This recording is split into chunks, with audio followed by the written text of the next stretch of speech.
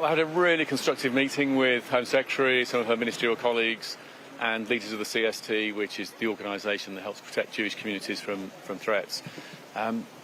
We all recognise this is really unprecedented times.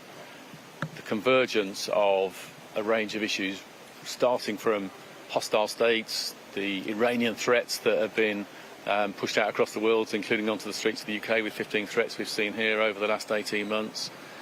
The horrific and gruesome terrorist attack by Hamas, killing over 1,000 Jews, which is stirring up issues across the world, including here, and causing anxiety and fear, and also aggravating our own terrorist threats here. And we've got over 500 cases of related to Islamist terrorists ongoing in the UK that colleagues are investigating.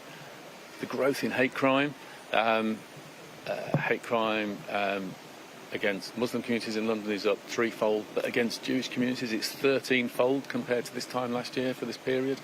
That's a horrific number, and it's not surprising that communities in that context are fearful and anxious, and that's what we were talking about today. On top of course, the protests which sort of give vent to a whole range of different opinions.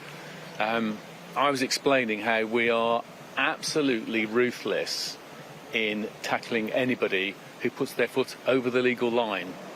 We're accountable to the law. We can't enforce taste or decency, but we can enforce the law. And we've made 34 arrests so far over the recent process. We've got another 22 cases on the back of those where we're searching for individuals, trying to identify people from photos. And our counter-terrorism teams have got 150 cases triaged out of nearly 1,500 referrals. 150 cases of behaviour online, which is a deep concern that we're going after those individuals. So there's a massive amount of operational work going on, and it's important you can help, frankly, with making that visible to communities that we're doing that, because we really get this.